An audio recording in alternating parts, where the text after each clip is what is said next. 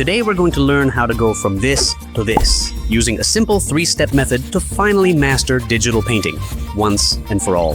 First, we'll start with a simple sketch. Then we'll tackle something way more complex. And finally, we'll see if AI can actually help us paint digitally. Spoiler alert, it can't. Before we dive in, let's start with a quick theory lesson. Just don't forget to pay the class fee. A like or a sub will do. Okay, so what I do to color digitally is use a 3-layer method. Basically, it's about breaking down the coloring phase of any digital art piece into 3 separate layers, each containing all of the essential color information needed for an optimal final result. The first of these layers is the base color. This layer is essentially a flat color that helps us do color blocking. That is, using color to define specific areas of the drawing, so we can quickly return to them later to add lighting, shadows, or details. The second layer would be the tinted shadows. In this step, we focus on adding color to the shadows specifically. In terms of color theory, it's about applying hue to the values we've already established. Let's look at an example to make this clearer. Here, for example, I'm only coloring the values, those black and white areas we created earlier.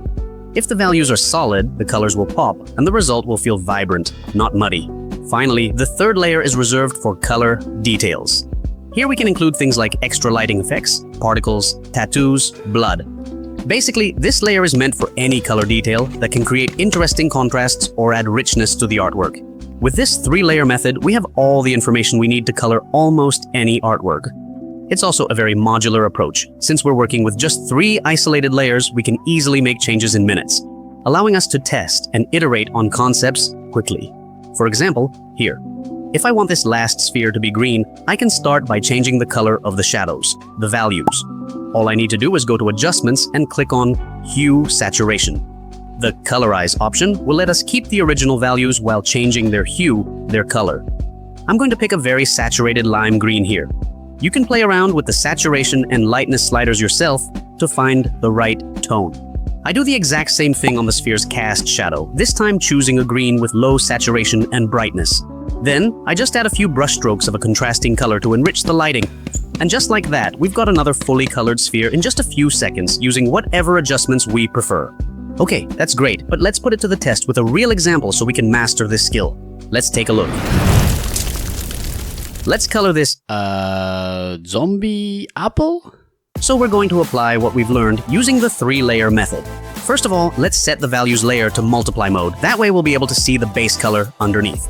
Next, we create a new layer and name it base color. This new layer should go underneath the shadows layer. Yeah, perfect. With this setup, we're ready to start working. The first thing I do is a simple selection, in this case of the monster apple's teeth. And then I apply the base color, as we discussed. Now might be the perfect time to create our second layer in the method, the one where we color the values or the shadows. To do that, I duplicated the shadows layer and renamed it Tinted Shadows. After that, I just make a quick selection on our base colors layer and start playing with the color on the Tinted Shadows layer. This is where the magic happens. We go to Adjustments, then Hue and Saturation, and we can start playing with the hue, saturation, and lightness levels of the shadows, achieving rich, deep colors while perfectly preserving the values. We can also tweak the brightness and contrast of this very layer until we find the right tone. Perfect, this is the workflow we'll be using until the entire creature is painted. Here I'm selecting all the teeth of the apple, and on the base color layer, I apply a flat color. At this point, it's more a matter of patience than anything especially technical. Next, I use a quick selection tool on the base color layer, then switch over to the Tinted Shadows layer and add the color nuances I want. Same process, I go to Adjustments, then Hue and Saturation, press Colorize, and adjust the tone to fit my needs. For the rest of the drawing, it's going to be exactly the same, so let's speed up the process. For example, here I select the area I'm going to paint with flat colors on the base color layer. I was thinking of a pinkish tone here to simulate the raw flesh inside the monster. Then, I use those flat colors to make a quick selection, and on the Tinted Shadows layer, I start coloring the values. Here, I'm going with a more reddish hue and higher saturation to make that flesh look a bit more gory and unsettling. We continue by making selections on the different parts of the apple. Just like that. And we give it a slightly desaturated apple green, something that tells us this fruit has definitely seen better days. On the Tinted Shadows layer, we can also play around with other settings. For example, right here, I went into Adjustments and selected Color Balance, where we can fine-tune the color tone of the darkest shadows, the midtones, and the highlights, adjusting each range individually. Finally, we will add a violet touch to the creature's tentacles and tint the shadows with a reddish tone. All that's left is to color the bitten part of the apple. I think a creamy tone could work well. And to finish it off, some sickly yellow for the creature's eyes should look pretty great. What we're going to do now is create the third layer of our method. Remember, color details.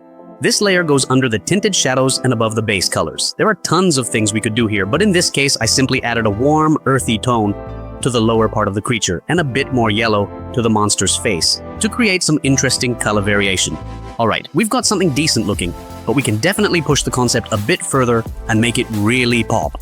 To do that, we'll create a new layer and name it Highlights, placing it on top of all the other layers. On this layer, using a regular round brush and just pure white, we can highlight the areas that catch the most light, adding highlights to give the monster a glossy, vivid look that really suits it. I apply it to the monster's skin, on the wrinkles that are most exposed to the light direction, as well as around the eye sockets, the lips, the teeth, and also on these tentacles, which give it a more, let's say, tangible look. I guess the difference really shows in a side-by-side comparison. Finally, there's one very important aspect of this method, and that's its modularity. Since the color is defined by just 3 main layers, nothing stops you from playing around with them to create cool and creative combinations in just a few seconds. With this method, you're not locked into a single color mood. You can easily iterate and come up with genuinely interesting concepts. Okay, so that was easy enough. However, this drawing was quite simple to color. What would happen with something much more intricate and complex? Does this method still work when you have dozens of tiny details, overlapping shapes, and tricky lighting? Let's put it to the test. Alright, the first thing we'll do is set the new drawing to multiply mode and create our trusty layers, starting with the first one, the base colors layer, just like we did before. And we will place it underneath the values layer. Perfect, so we can now start working on the base colors layer, making the selection we want. And then we'll apply the color change on the values layer, which we'll call Tinted Shadows. Thanks to this technique of coloring the values, the armor of these mushroom knights turned out really convincing and cool. Since from this point on, the coloring process is exactly the same as before. First, applying a flat color selection, and then coloring the values directly. Let's speed up the process and see how it all turned out in the end.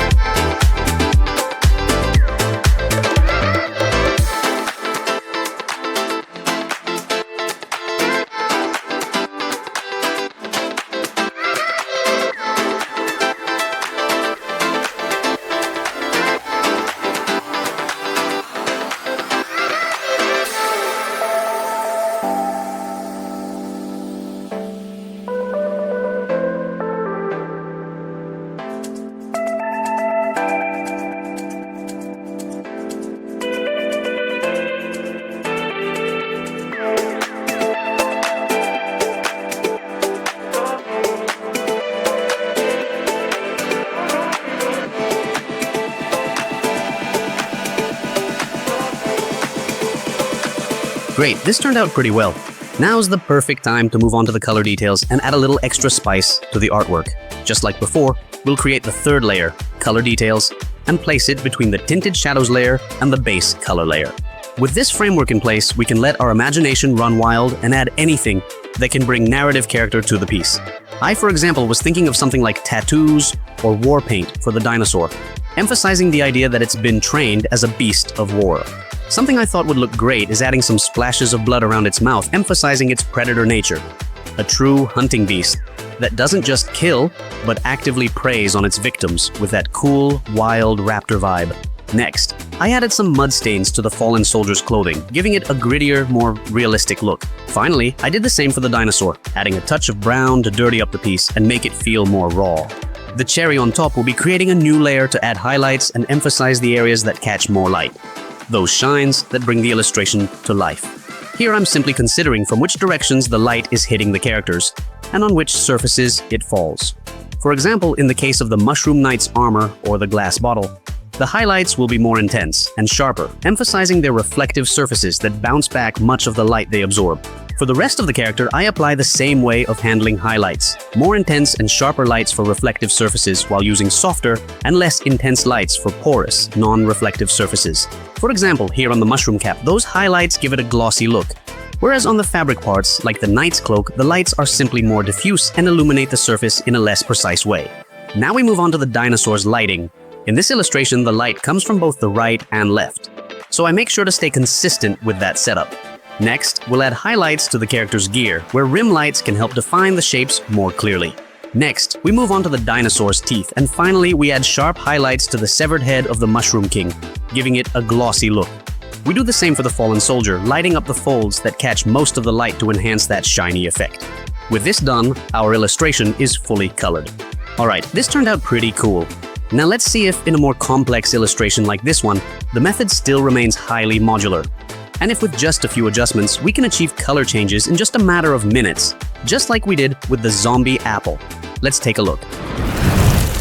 We'll start by copying everything we've already done in another group. From there, we'll just need to work with our two familiar layers, the base colors and the tinted shadows. By changing the base colors and then using those colors for a quick selection, we can completely alter the mood of the illustration, coloring, just as we've been doing so far, over the values. In this case, I wanted to change the color palette a bit, going for something that mixes purples and greens. I used violet to color the dinosaur's skin and fur, added a few extra color details, and finally altered the lighting mood, making it more dramatic and prioritizing violet tones. This way, we can iterate quickly and finish 3 or 4 more versions in just a matter of minutes. With these examples here, you can see what we're able to achieve with this method. We can switch from cool to warm tones really fast, play with different color moods, and see how the illustration breathes. Personally, I really enjoyed experimenting with all these versions. I especially like this winter one, with snow covering the character's armor, and this other version with complementary colors, reds and greens, that gives it a very vampiric vibe. With all this finished, we're still left with one big question. Can AI really color an original illustration? Is it truly a useful tool for the job? And is it more creative and effective than human work? Let's find out. Hey Chad, can you help me add color to this drawing? Thanks. Create the image. After a while of processing, the AI gave me a curious result. At least it seemed to have respected the original background drawing and had only limited itself to coloring it, though in a very, let's say, expressive way. Some results were even more, let's say, creative, completely ignoring the illustration I had originally sent to the AI. So I decided to send it a more detailed and professional prompt to see if, for once, we could get a result that lived up to expectations. And once again, we got something pretty hard to look at. Well, it's clear that I'll stick with my method for now. It gives me way more control, better results, and a final look that feels intentional. Thank you all for being here, and see you in the next video, and stay creative.